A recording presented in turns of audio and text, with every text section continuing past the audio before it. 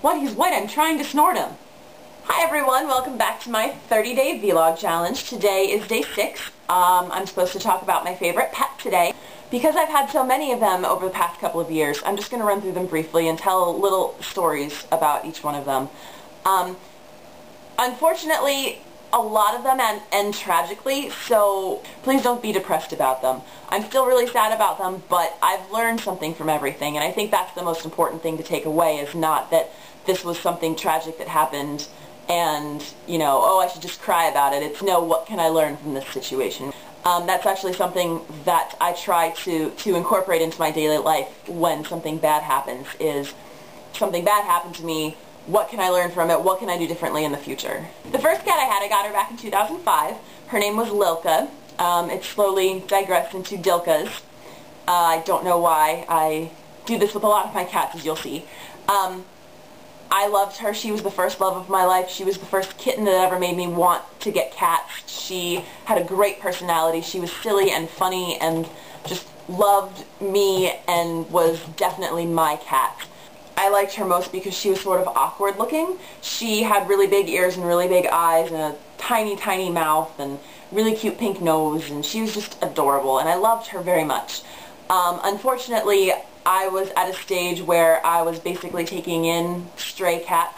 I didn't realize that a lot of cats in the area had feline leukemia. This is a very, very bad disease. It runs rampant in our parks. If you haven't vaccinated them against it, if you don't take proper precautions and don't test them for it and everything like that, then they actually can get feline leukemia and they will die from it. It's an immune deficiency virus. Basically, I think it's, from what I understand, it's very similar to AIDS, but it's not transferable to humans. It's just like a cat type of AIDS. Although there's feline AIDS too, I believe. I don't really know what the difference is. But she had to be put down. That was probably the second saddest day of my entire life. But she promised that she would come back to me. Well, I made her promise that she would come back to me, and I believe she did. I'll tell you about that cat in a second. And then in 2008, I moved to England for 5 months, and my fiance ended up getting 2 kitties then. We got Loki, who became Dogies, and we got Sorsha, and she's still just sort of Sorsha. She became Ducky, because she would look at you with a duck face.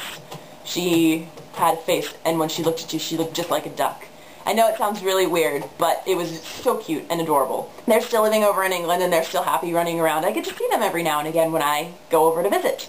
The cat that I got once I moved back to the United States was Raja. He was actually my roommate's cat, but I was the one that talked her into getting him in the first place. He was so cute. He had stripes, and he snuggled, and he would sleep with me at night, and he just loved me. He grew up around dogs, so he really sort of acted like a dog. Unfortunately, this also meant eating things that dogs ate, and he ate a bunch of string, and it ended up basically getting him from the inside, and he had to be put down because of that.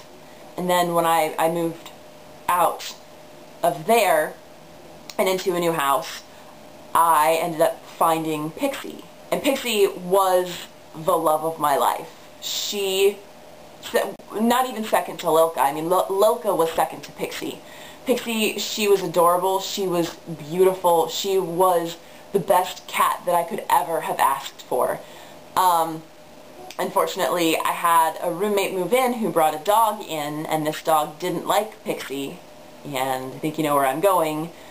Pixie ended up being killed, which is why it was more sad to me than Lilka's passing, because first of all, I felt like I had gotten Lilka back to me, and second of all, because it was just so sudden, and it was so unexpected. After she died, I didn't have a good grief period. I basically just wanted to mask the pain and get a kitten, and I didn't care what kitten I got. So I ended up finding Zia and her brother, the Maharaja, who I sort of named after Raja because they had very similar stripy patterns. So I had Didi and Mahi, and they were super cute and lovey. Unfortunately, Mahi and I didn't get along well, so I ended up finding him a different home. If you're watching this and you have Mahi, thank you so much. You were a wonderful family.